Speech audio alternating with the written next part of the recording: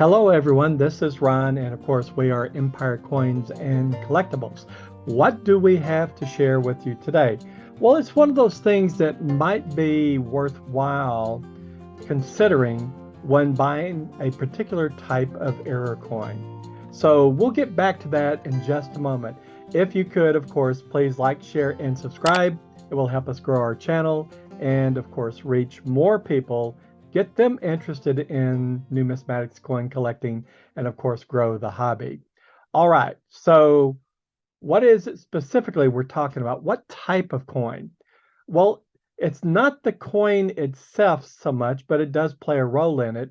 It is perhaps the type of error, and it's a striking error. Not striking as wonderful, but a striking error in terms of when it's actually minted.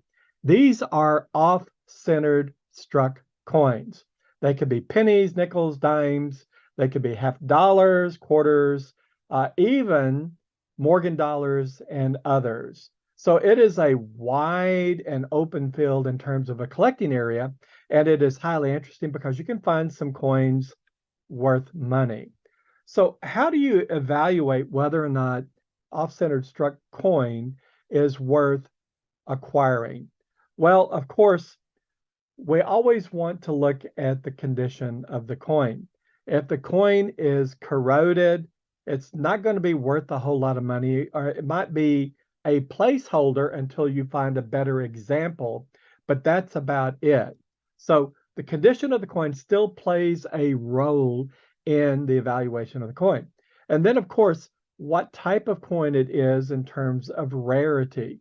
If it's a very rare coin and it has an error on top of that, then it's going to be certainly a coin worth money. And I love that phrase. I didn't come up with it. One of the YouTubers, Couch Collectibles, came up with it. And it really is very striking in terms of describing why we collect certain types of coins. Not necessarily because they're worth money, that's a plus, but because we're interested first, and then secondarily, they're worth money. So that would be the second one, the rarity of the coin. Number three, how far off center struck is the coin? That plays a very, very important role. If it's a negligible off strike, it's not going to be worth more money than perhaps just face value. It might be something of interest. Again, it could be a placeholder, but it's not going to be worth more than just the intrinsic value of the coin. And perhaps if it is a rare coin, what that's worth, but not adding a lot more value.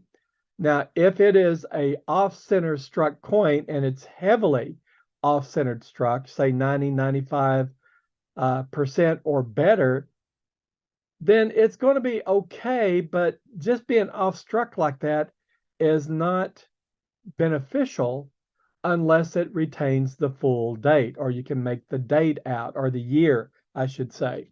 So a heavily off struck coin, say 90, 95% off center struck, that still retains the full year is going to be worth money. So that was number four. It must retain the year in order to be worth some money. And of course, it's helpful if it is, you think it is worth money, to get it graded. And that way you can protect the coin, you can pedigree the type of variation or error it is, and so forth.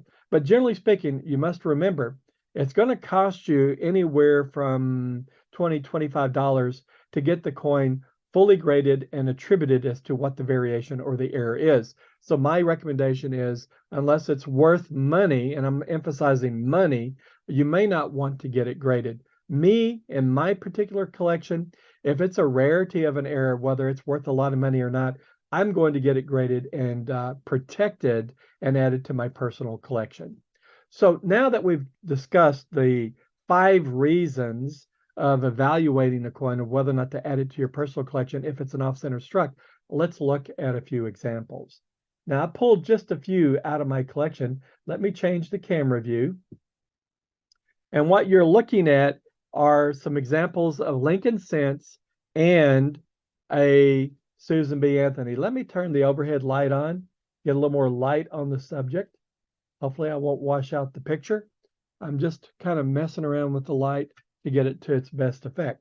So what we're going to do is start off with the Susan B. Anthony, and hopefully we can get it to focus. And there it is. And you can see down in the southwestern region of the coin, you can see where it's off struck. And, if I were to estimate that, I would say it's 5 to 7% off struck, off center struck. And of course, it has the fine details in it. Let's see if I can get it back in focus. There it is. In God we trust. So you can really see that that coin is off center struck, and it has the full year. And something like this is not going to be super expensive. I didn't look this up on eBay, but let me pause just right quick. I'll be right back. I'll look it up and give you some idea of what it is. Okay, I pulled up some examples of this on eBay, sold comps. Let's see if I can get that back in focus. Come on, focus for me. And it's kind of interesting. The prices are not all over the place, but depending on what type of and what year it is of Susan B. Anthony. Come on, focus. There it is. It says narrow rim, bar date, broad struck. That is a fully identified variety and error on this coin. It's an MS62. So I'm looking at a 1979 P Susan B. Anthony stamp die error off center. It's not graded, but it sold for $65. I'm looking at others, not a whole lot there. Let me just change it over right quick, and we'll do it this way. So $65 seems to be perhaps at this level the cost of what this coin would be if you went out to buy it, but somewhere around there. So not really an expensive coin, but something that if you find and you want to protect it, it might be worth protecting. Otherwise, just put it in your collection. This one sold as $65, the one that I'm looking at without being graded. So some money there. Now, let's look at these. This is a 2000. It's about 5% off center struck Lincoln Cent MS65. Isn't that gorgeous? And again, if you pay for the variety and the error identification, you'll get the full description of the error on the annex label. And that would be true for PCGS and others that grade these coins. But this is a gorgeous coin. And we'll look at the price on these coins when we go to an eBay listing. But that's about 5%. And of course, the full year is shown there. Can we get it to focus? Okay, there it is. So it's a 2000, and it's a Philadelphia Mint. So let's look at the other one. This one is a little more off-centered struck.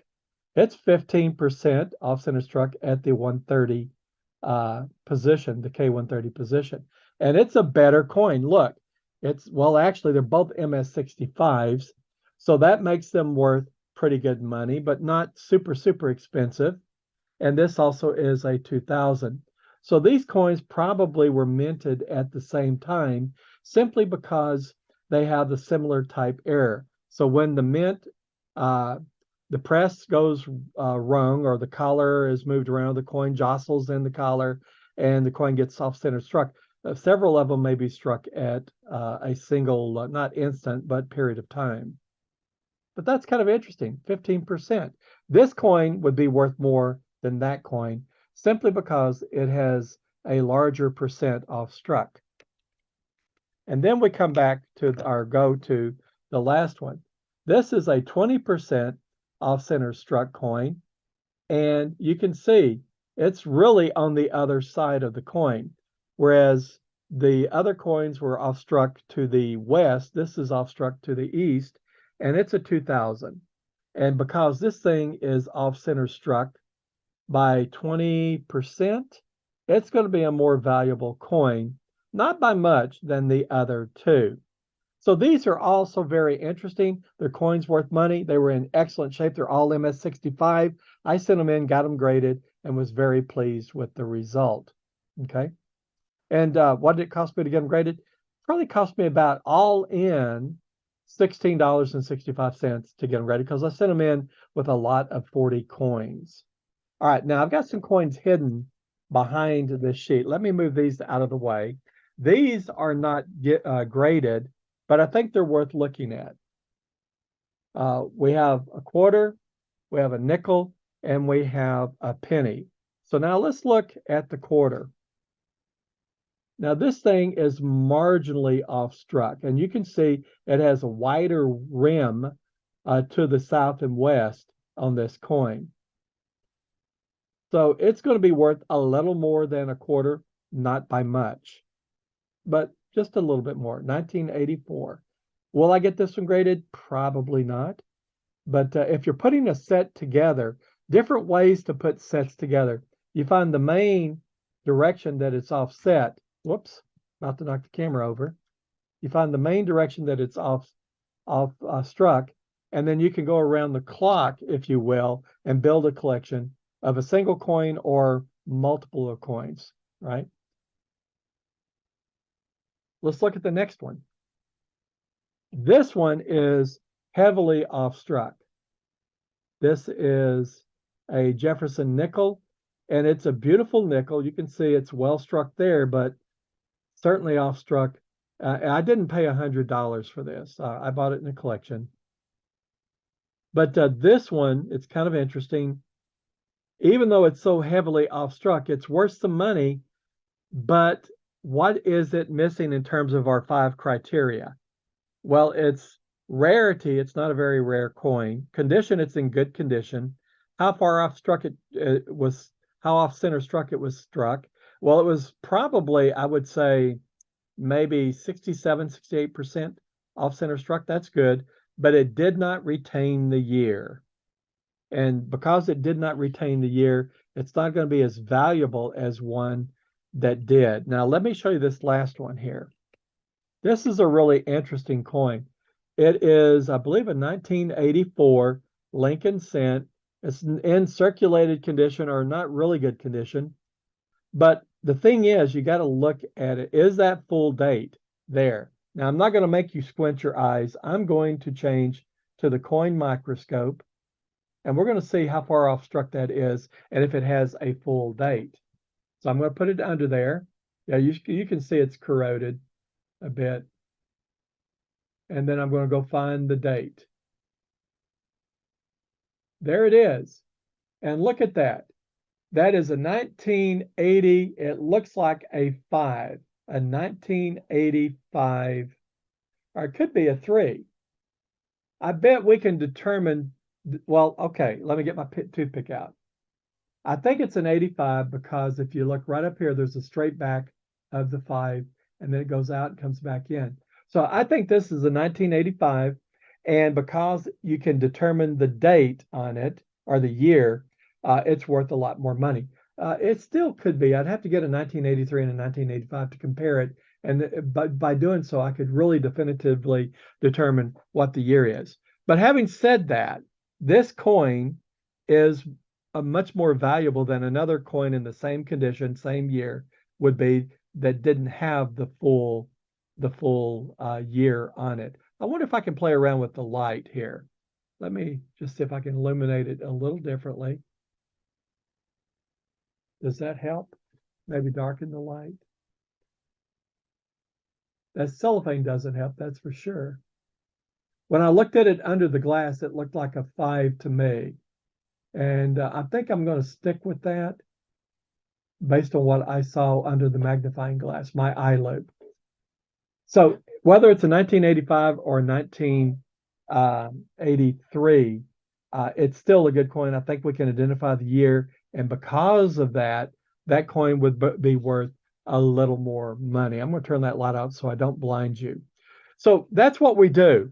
We go through our coins, we look at them, we determine what type of area it is. If it's an off-center struck coin, we determine what condition is the coin is, what is the rarity of the coin itself, how much or how far off it's center struck. Is it 10%? If it's 50%, is it 90%?